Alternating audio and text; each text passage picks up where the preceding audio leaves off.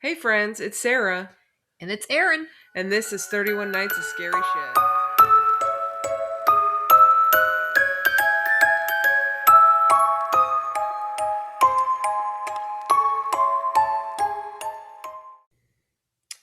Alright, so, welcome everybody. So, what we're going to be talking about today, wait, you know what just dawned on me? The last episode, we didn't talk about our email. We didn't. Well, let's talk about it now. Jeez, we'll get it out of the way now so that no one has to listen to it afterwards. We really want to hear scary stories from you, all four of you that are listening.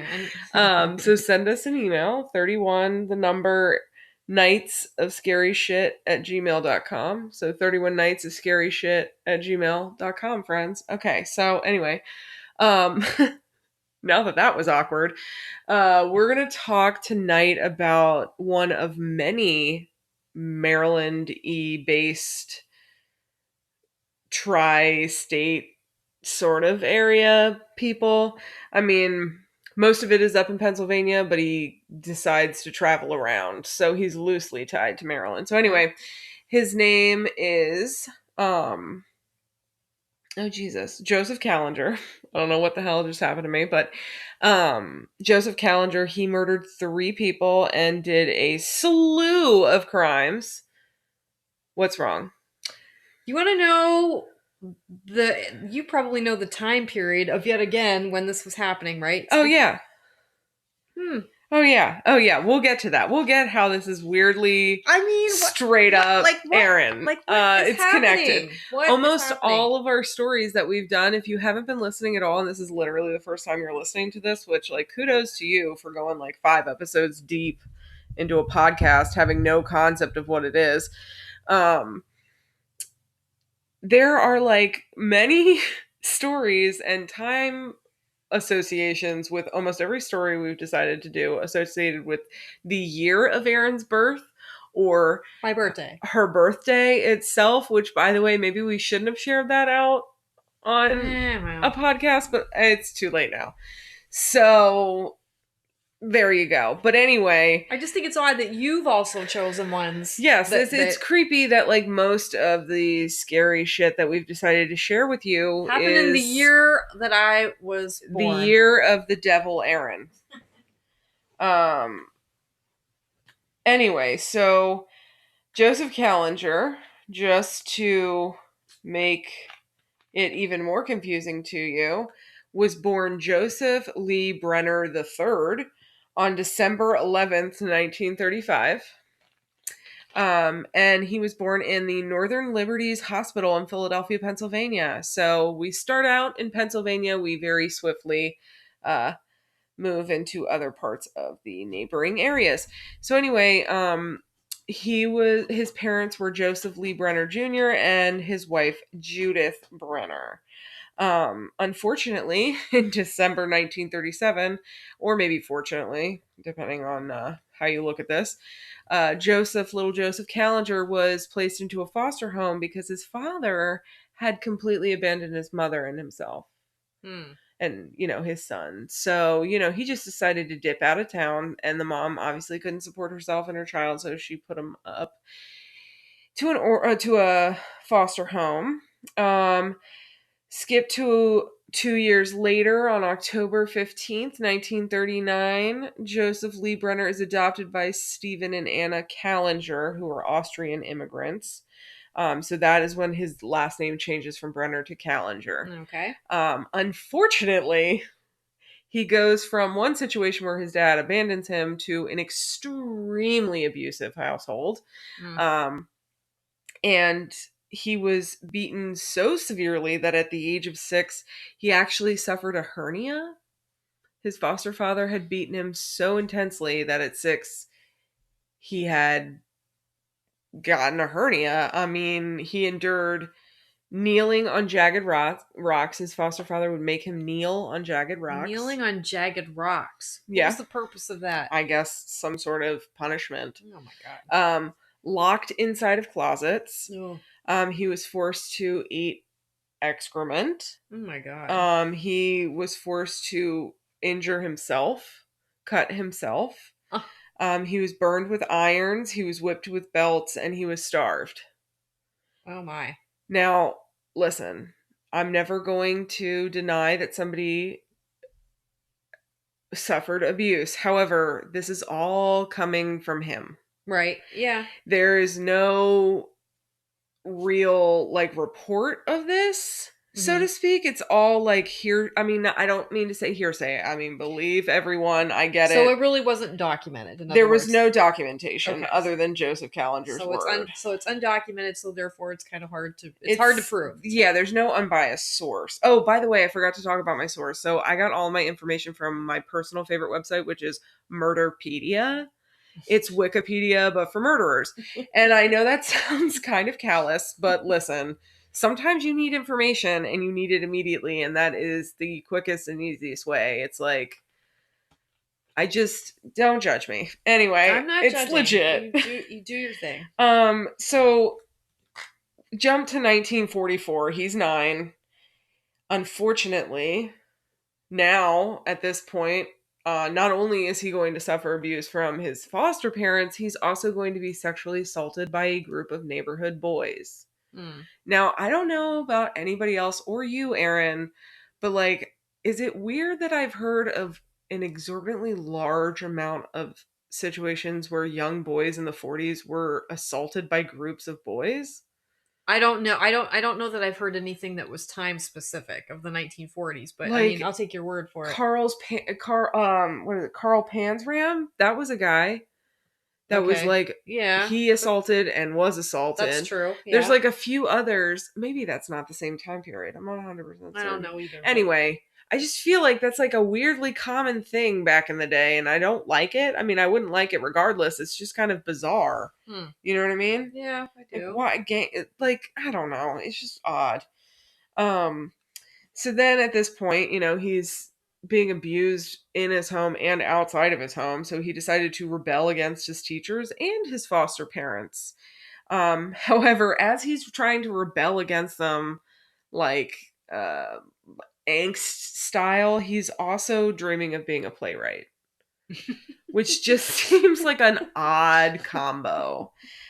He actually directed his school's performance of A Christmas Carol when he was in the ninth grade. Oh my god, really? Yeah, which I feel like, I mean, I get it, but then Joseph, just stick with the plays. Don't go down the route of murdering Are there people. any playwrights that committed heinous crimes? I mean, No. there were a couple of actors like in the Oh yeah, but 1800s, no. but well, actually in our century too. But I've never heard of a playwright that did anything Like that. horribly violent. Yeah. No, well, Joseph Kallinger, if you're counting him as a playwright in the ninth grade, he did horrible things in his adult life. Well, at the age of 15, so after he was a director, uh, he began a sexual relationship with a schoolmate named Hilda Bergman. Okay. So good old Hilda. His foster parents told him he wasn't allowed to see her. So of course, what do teenagers do? Why wasn't he allowed to see her? I mean, it's very vague as to the explanation he gives as to why his parents don't want him to see her, but I would imagine, I don't know. I mean, you'd think that if you're that abusive, you wouldn't want to then deal with that kid. So, like, if someone is gonna be like taking up their time, you think maybe you wouldn't be upset about. I don't know. It's very bizarre. Hmm. Still strange, but when you tell two teenagers not to see each other, they Mm-hmm. decide to get married. Mm. And they ended up having 2 children together. Oh, So they get scary. married around 17, 18, pop out a few kids. Terrifying. When Yeah. a serial killer breeds, but okay. And this is when it becomes really messed up. Like his actions start being extremely messed up. I mean, directing a school play is pretty neutral. Now, here is where he starts really being a shitty human being.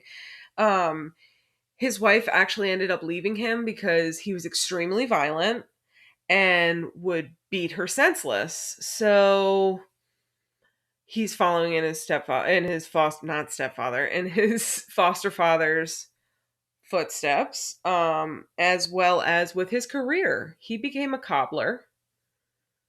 Yes. Yes. Yes. You Let it can't sink you in. can't see my face right now, but It's very it's the perplexed. equivalent of me going, what? I wanted to wait to drop that bomb because it is so strange. So, So he's a playwriting cobbler. yes, who murders people. So, this is part of the reason I picked him because this is the only part of him that's kind of, I don't know how to say this, kind of playful. Like it's a fun fact about him. He was a cobbler like his foster parents, and that's why he, I think, like lived in a fantasy world in high school, is because he didn't want to be a cobbler. So he tried to like escape it into theater. I'm sorry. What is there to escape? Cobbler. That's a cobbler. I don't. You have to. You're a shoe cobbler. That's not fun. Apparently, he was made to work like long hours. He was like abused with his work, like late, like the labor that he would put in at work. Like I'm not kidding. Like that was part of the pun. Like he was forced to like. I guess they're like in the same way that like hatters were, like Mad Hatter was a thing. Like the chemicals used to like for adhesives and stuff Okay. would like mess up your Okay. brain. Well, And that comes back to haunt his ass like real soon. oh my god. So he's a cobbler. And fun fact, Joseph Kallinger, his like quote unquote, and I just did air quotes too, serial killer name or like, moniker or whatever is the Shoemaker. Oh right. Okay. So Joseph the Shoemaker Kallinger, which Did is he like, name himself or no, Okay. no. He was I called hate that when by they the name police. themselves. So I do too. BTK. Yeah. Hate him. Yeah, Stupid Dennis Rader. First of all, I hate you, Dennis. I hate you, Dennis, is all I've got to say. Anyway, we will one day talk about Dennis Rader, but I hate him.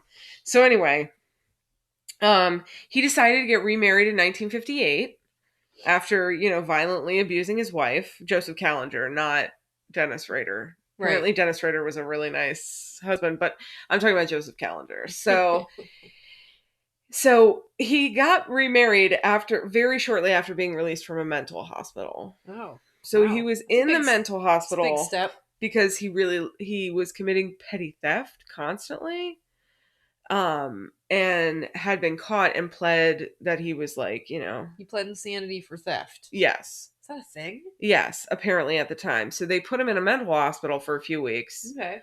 like a slap on the wrist kind of thing. Yeah. I guess, I don't know. It was a simpler time. Uh, and so he gets released from the mental hospital. He gets remarried. He has 5 children with his second wife. Oh my god. But it's unclear whether he ever associates himself with his first 2 kids. It's very bizarre. Okay. Another bizarre fact. So he's got 7 children. He's got 7 children currently in 1958, which would make him what? 45, 55? No. He's 23. Sorry that I made that No noise, way. but There's no way he's 23. 45, 55. No, I think you're a bit off. Your math is like he was born No. in what, 1930? 1935 and it's 1958. I mean, I guess plus you have to add for the 5 children. Yeah. So he's like late 20s, early 30s, Okay. and he's got 7 kids. Well, I mean, good on him. In April 1958, Kallinger torched his own home for, quote, amusement. Amusement, not insurance. Amusement, just not amusement. for insurance. However, he did also get the fringe benefit of $1,600 from fire insurance. So he says that he did it for funsies. Okay. He burned down his apartment for funsies. However, he also got $1,500 from insurance. So, like, I'm going to go with you wanted the insurance money, Joe. Not Joe. That sounds bad. But, like, Kallinger, you don't want... You didn't do it for fun. You did it for the insurance. So no one was injured, right? So No. wife and kids weren't there. Yep. Okay. So then in July 1959, he attempted suicide. Is that politically correct? I don't know. I don't know what the correct term is now. He attempted suicide, and he set fire to the family's second home on 4 different occasions. So in July, he tries to kill himself. He then between 1959 and 1967 sets the house on fire 4 times. Oh my god. Twice in May of 1963, once in August of 1965, and once in October of 1967. And the wife stays with him throughout Yes. all this. And throughout the entire thing, he's Jesus. been being extremely abusive towards his wife and his children. And he's inflicting the same types of punishments on them that he got when he was a kid. Right. Like, so let me recap those for you: making them kneel on jagged rocks, being locked inside of closets, eating excrement, committing self injury, being burned with irons, being whipped with belts, and being starved. He made his wife and his children endure that. And over the next decade, he spent time in and out of mental institutions for continuously trying to kill himself and for committing arson. So he tries to kill himself a bunch of times and he lights his place on fire a bunch of times. Not other places, his own home. There are problems. We circle back to Man, I'd that. be pissed if my husband did that. Yeah, I mean, and if I was one of the 5 children, I'd be like, Dad needs to leave. Like, I'd be Yeah. like, Dad needs to go. God. Um, I don't. I mean, I don't know what it was like then, but homes are hard to come by. I mean, you yeah. keep having to replace your home that you've burned down. I think they kept repairing that same home. Oh my god. Yeah. So it's unclear whether it was a big fire or small fires, but he kept committing arson. And I think he kept collecting the insurance, which doesn't make sense. You think they would like cut him off at a certain point. But anyway, so on January 23rd, 1972, this is pretty terrible. So if I didn't make it clear up top, this whole episode is a trigger warning because it's just horrible. But he branded his oldest daughter because she ran away from home. Now, Oh, listen, I branding. don't blame her at all for running away from home if her life was that horrible. So why are you branding? She's not a piece of cattle. Oh, Like, that's horrible. yeah. Good thing is, she immediately reported him. And he was arrested and he was put in prison in 1972 on child abuse charges. Um, and 3 of his children went to the police and reported him. Um, when he was in jail, just to put this into perspective, he scored an 82 on an IQ test. Hmm. So, like, on the cusp. Right. On the cusp. Now, I want to just remind you before I say this next fact that he was in and out of mental institutions for probably 10 years, 12 years prior Okay. to this particular circumstance. So when he gets put in jail for branding his oldest daughter, he has now been diagnosed with paranoid schizophrenia. Okay. Now, listen, you've been in and out of a mental institution. How have you not been diagnosed with this? No, different times. I mean, that's just crazy. Yeah. So, for those child abuse charges, for branding his own child, for burning his own child's flesh, he gets 4 years of probation. Hmm. And there is a mandatory psychiatric treatment provision. So he has to be actively seeking psychiatric treatment. The sad part is all 3 of the children later recanted. Oh God. Yeah. Now, it's believed that once he was like off of probation, or not off of probation, but once he was out of jail, he convinced them to recant. So that's why they recanted. Yeah. Because he was horribly abusive. Um so this is kind of where it gets into murky territory because this is when he goes into full blown like schizophrenia. And I Oh don't man. know if anyone, I would imagine most people are familiar with what paranoid schizophrenia are or are close enough to a phone to type it into Google. Mm-hmm. But essentially, he's losing touch with reality in and out throughout the day. I would imagine, like, not to the point where I mean, not every paranoid schizophrenic is like out in their own space for their entire life, but Mm-hmm. like you'll have auditory or visual hallucinations. It could be,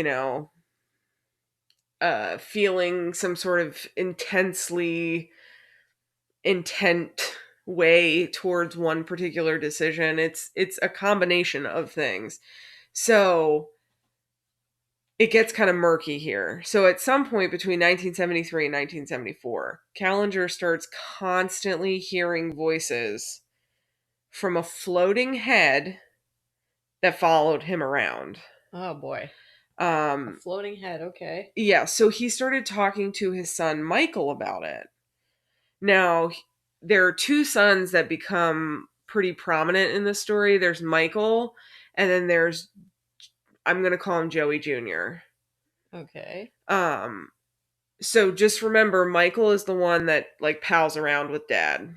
Okay. Okay. Yeah. So at this point, he starts talking to Michael about this, and Kallinger is saying that God has spoken to him and told him that he is to kill young boys.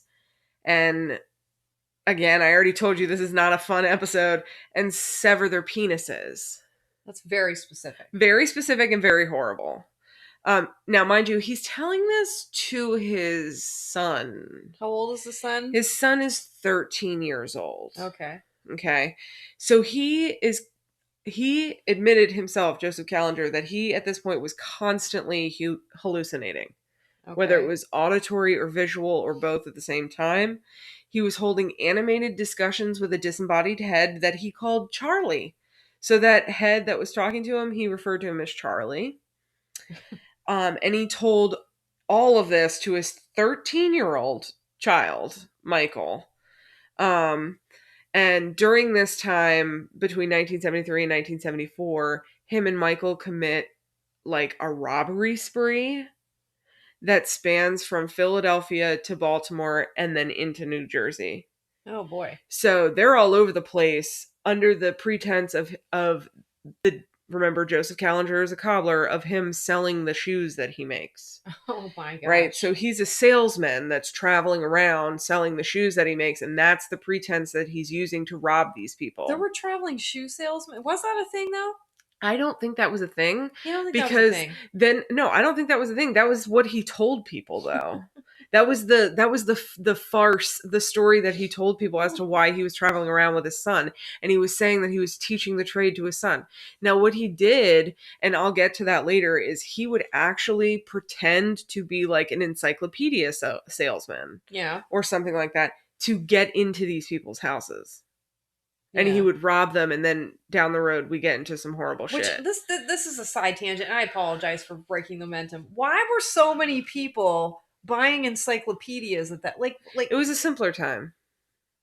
I mean, it's not a very exciting thing to buy, but No, like, I will tell you, when I was a child, I did want a set of encyclopedias, but I'm a weirdo, so that doesn't help the situation. it's just this phenomenon I've never understood. Like, it was a real thing. You made a living selling encyclopedias. I don't know. I mean, people were traveling vacuum salesmen.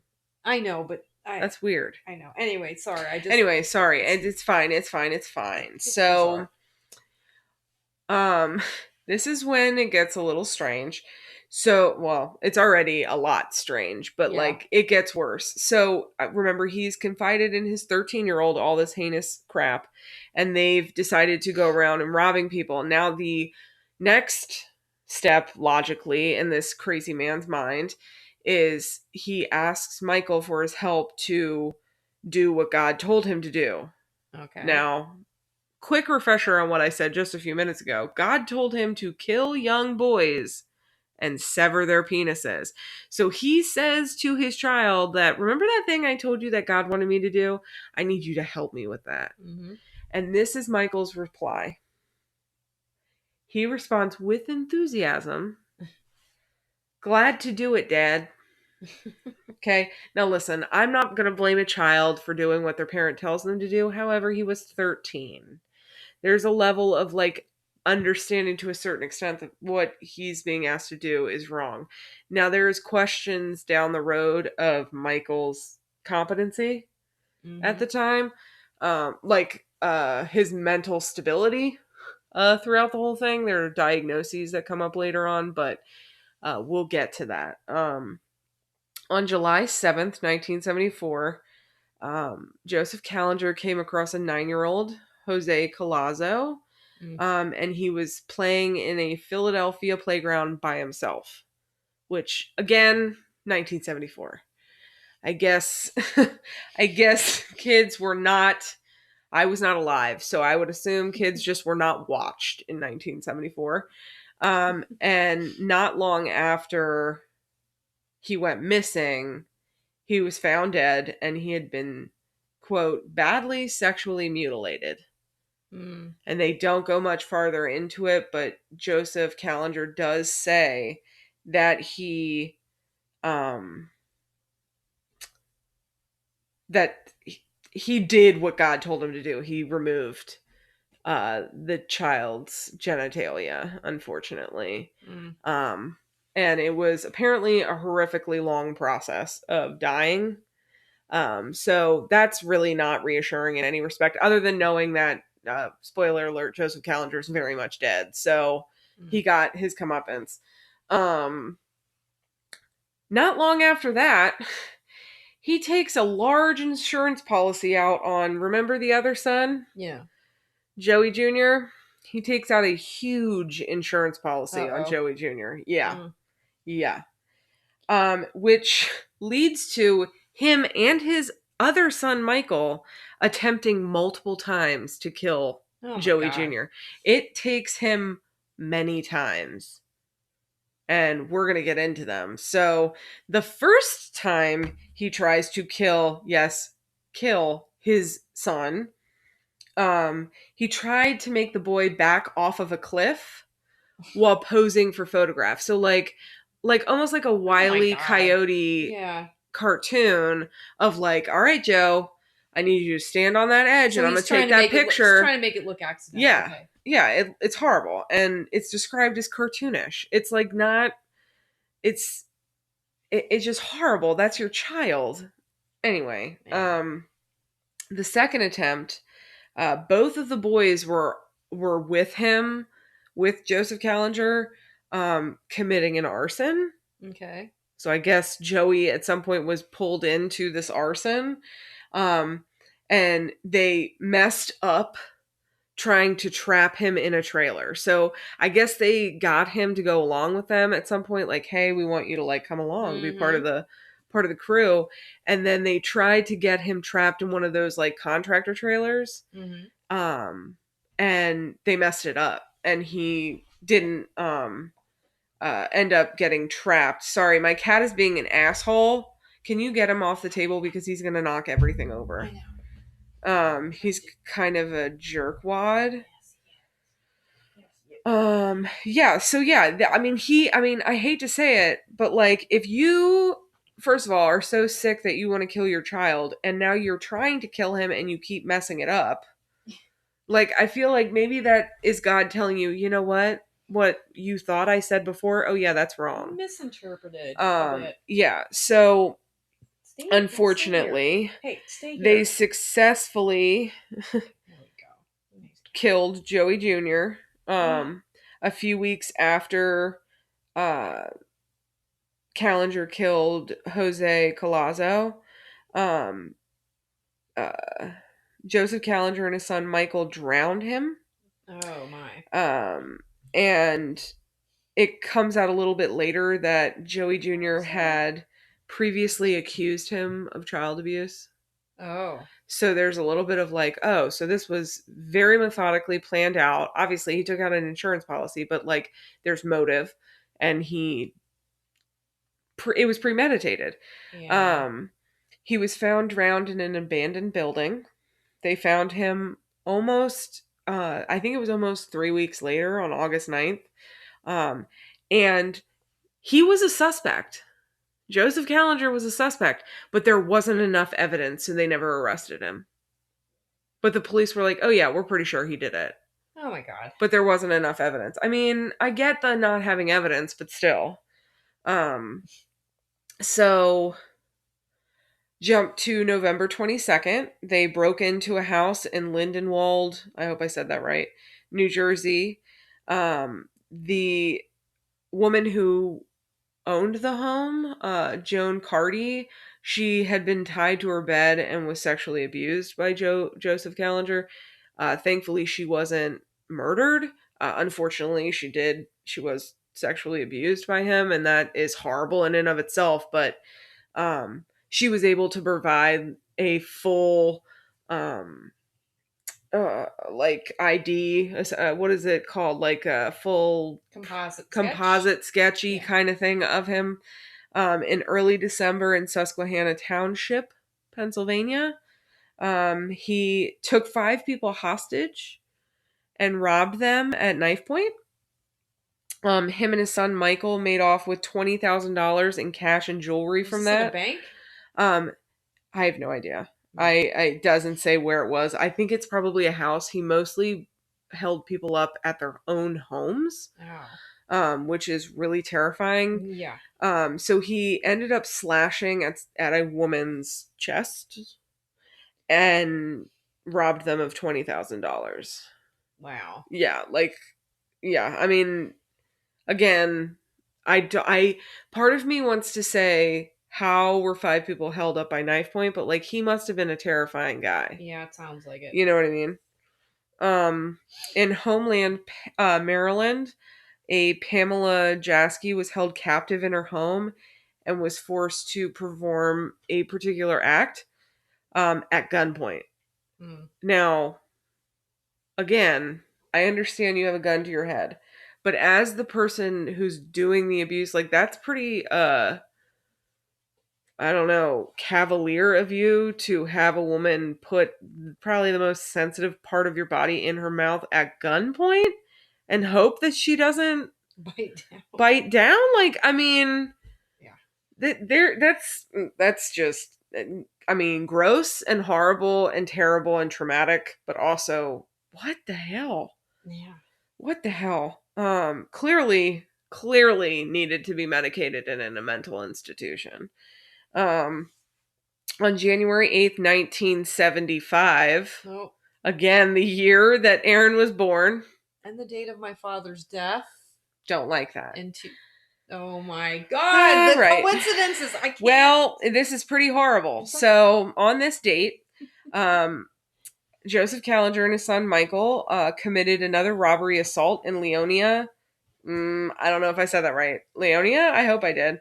New Jersey. No one that is listening to this will know the right way to say that, so that makes me feel better. Unless it's one person from Leonia who or Leon. There, I feel like it's only going to be able to be said Leonia. Anyway, he posed as a salesman. In this particular instance, he posed as an encyclopedia salesman to gain entry into the house. See, if it were me, here's the thing. I hate salesmen, so yeah. So no one's getting in my house. It's trying to sell shit, but different time, I know. So there were 8 people that were in this house. Okay. Ranging in age from, a younger child to like an almost elderly woman. Over the next several hours, Joseph and Michael beat, robbed, and terrorized all 8 people in the house. They had them bound in different parts of the house. In different rooms, and they would just kind of rotate around. It was unusual. kind of creepy. I have to say, it is unusual that they are able to subdue that many people. Yeah. I think he would come in and he divide and conquer. Unfortunately, in the house, I think there was like music playing, and so in parts of the house you couldn't hear because there was music playing, and everyone was scattered throughout the house. I don't like the way the cat keeps looking out there, and I can't see. I'm gonna check for a second. Can you? Oh my god, we are freaking ourselves out. Okay. I don't. Yeah. You know how we does Can you that just thing? Close the door? It'll make me feel better if you just close it. We don't know beyond. All right. Anyways. Yeah, it makes me feel better. Okay. Anyway, so, yeah, I think they were they were isolated in the house to begin with, so he was able to subdue and tie them up person by person. He ended up killing a 21-year-old nurse named Maria Fashing, who had stopped at the house to help an elderly neighbor and was taken to the basement, tied up, sexually assaulted, and then killed. She literally had come over to help out and wrong place at the right time. Yeah. And according to Joseph Kallinger, all of that happened. The tying up, the sexually assaulting, and the killing happened because when after entering the home, she had refused orders to bite off another male victim's penis. What is his obsession with the penis? I think something must have happened to him when he was a kid. I know. I mean, he was sexually assaulted by a group of neighborhood kids in 1944. Yeah. I mean, his father was abusive and his mother was abusive, so like potentially there could have been some sexual abuse. Um, so immediately after this, the police began investigating him. Uh, they gathered because what had happened was when they got called to the scene, because after I think a few hours and no one was coming in and out of the house, the neighbors called the police. They found a. What is wrong? Well, I didn't want him to start acting up because he Oh, couldn't he's. get out. Oh, yeah, he'll act up to try to get out. Yeah. Anyway, so they found this bloodstained t shirt that he had left behind. Like, what an idiot. I mean, I'm not saying he's a smart guy, but like, what a dumb for that happening. Um, it got tracked or traced by a laundry mark to Kallinger, um, who lived above the shoe repair shop in Philadelphia. So he had that shoe repair shop, Shoemaker store, Yeah. and the family lived above it. And the laundry tag that was on the t-shirt was tracked to um, essentially where Kallinger lived. Huh. Um, there was a bunch of eyewitnesses that saw them in the area because they had been going to multiple different homes. That was not the first home they stopped at. Hmm.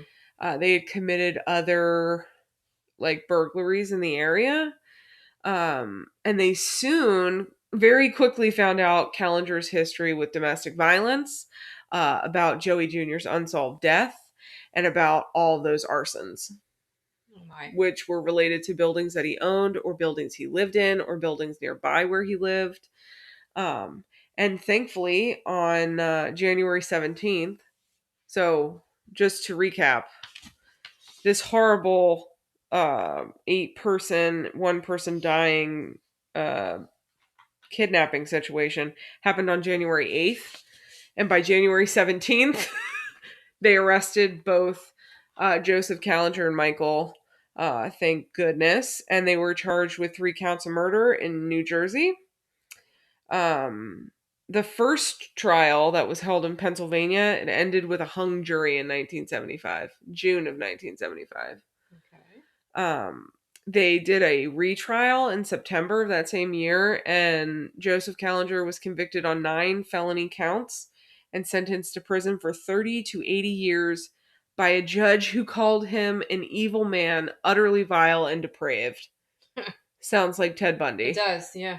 And this is actually around the time of Ted Bundy, because, as we know, the 70s was rife with serial killers. Yes. By the way, in that trial where he was convicted of 9 felony counts, he pleaded insanity, claiming that God had told him to kill.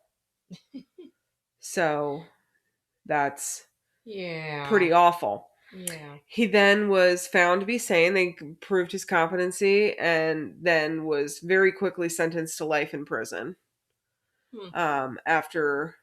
So there was the trial in Pennsylvania and then there was a trial in New Jersey. By the end of it, he was sentenced to life in prison plus 30 to 80 years. On October 14th, 1976. And in case you were wondering, Michael, Uh-huh. he gets his comeuppance, sort of. So Michael Kallinger was a minor when this happened. Right.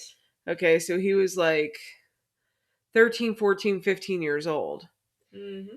They judged him to be under his father's control, which Okay. means that the maximum that he could be sentenced to was a reformatory until he was 21. Yup. He got out. Yep. Did he ever reoffend? I'm sure you're going to tell me. Um, not Not not on record. He okay. moved when he was released at 21. He moved out of state and he's changed his name. Interesting. Um, I believe he wrote a book or he wrote an article or he was interviewed or something like that.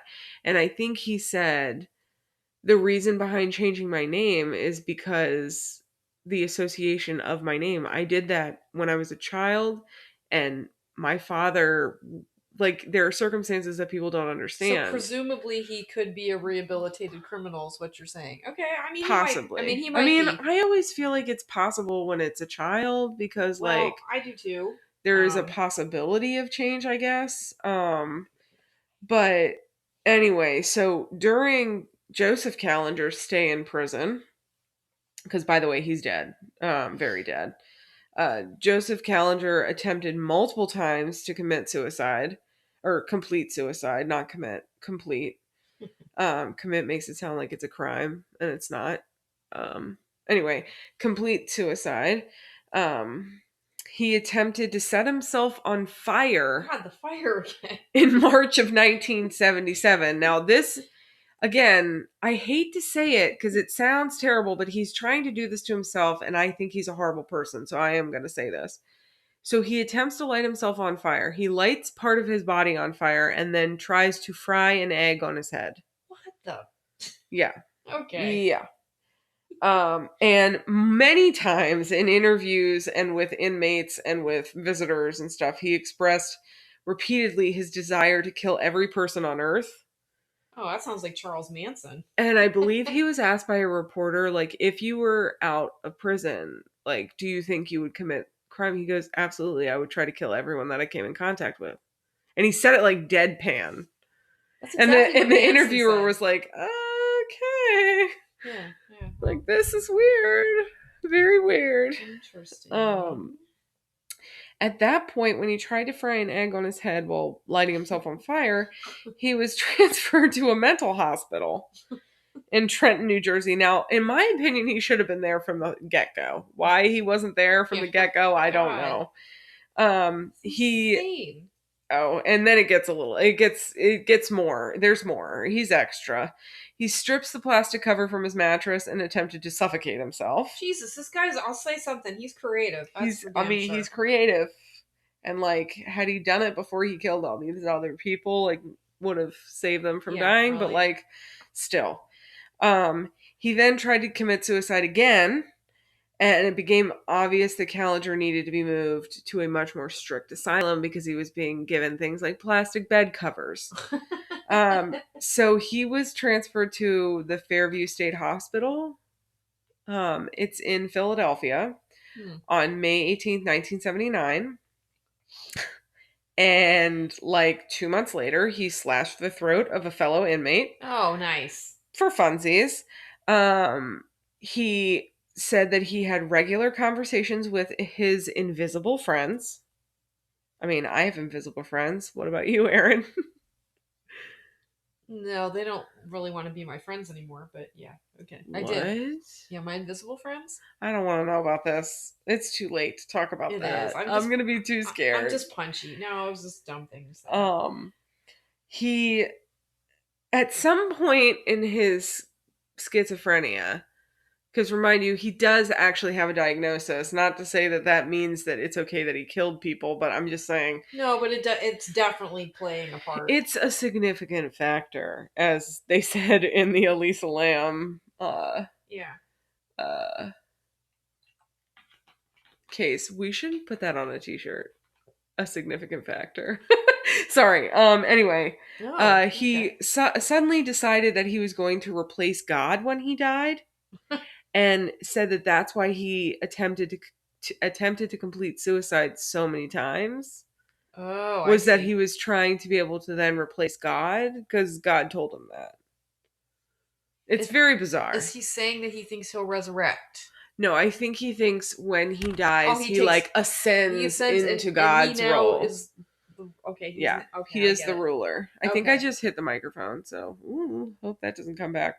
Anyway, and then in one of those interviews he did actually express remorse, but it only happened once in passing in a conversation in an interview. But that's the only time he ever expresses any kind of remorse. And listen, I don't like to relish in people's deaths. However, I will relish in this man's death. Cat's being bad. I'm sorry. He died of an epileptic seizure. An epileptic seizure. Yep. Interesting. And some reports say that the actual cause of his death was he choked on his own vomit. Oh, well. But some say it's epileptic seizure. I feel like he probably had a seizure and then vomited and choked on it. Mm-hmm.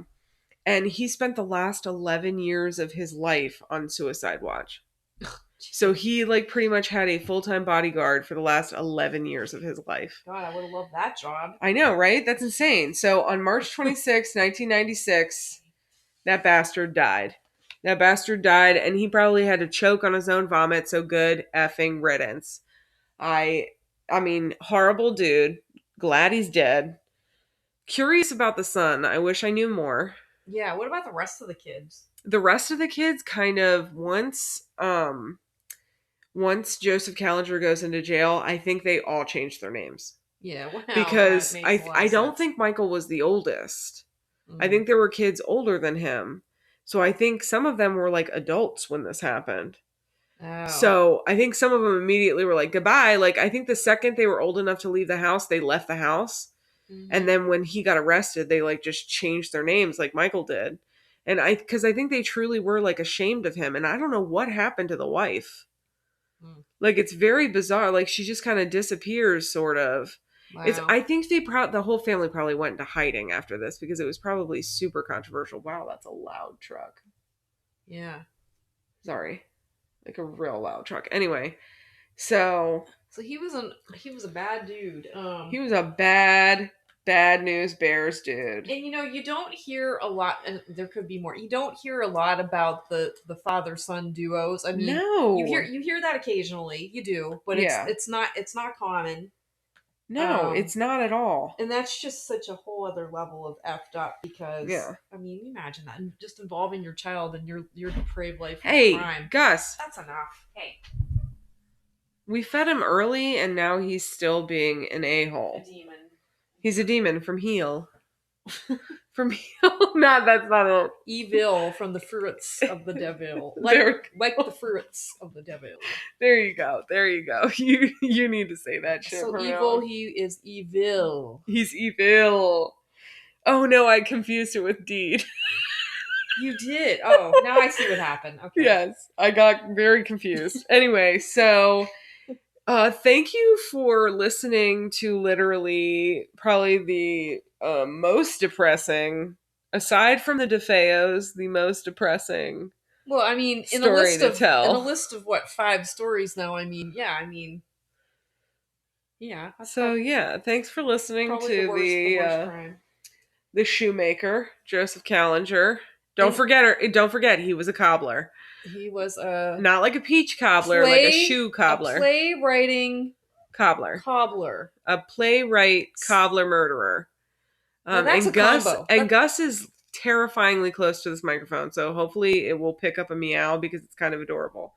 But Now what's up next? What's our next episode? our next one is yours, and it is I don't. That was my attempt at a drum roll. Psycho. Oh yes, exciting. So we haven't. We're We're gonna. ironing out the details because there's a lot with that. There's so many different approaches we could take. Yeah, and we don't mean like American Psycho. We mean like Psycho, Alfred Hitchcock, original Psycho. So we don't know. Like we might be watching the movie. We might be talking about it. We might be talking about implications. It might be a shit show, but hey, Yeah, I mean, we're gonna do it. as long as it's a scary shit show. Scary shit show. Oh yeah, Yeah. that was good. I just feel like we don't have a catchy way to end, but We don't. we hope you. What did you stay spooky? Just seems like we're using too many scary adjectives. Like now, I feel like I'm getting confused, but like I like it. Let's stay spooky. All right, so we're gonna end with thank you for tuning in And stay spooky.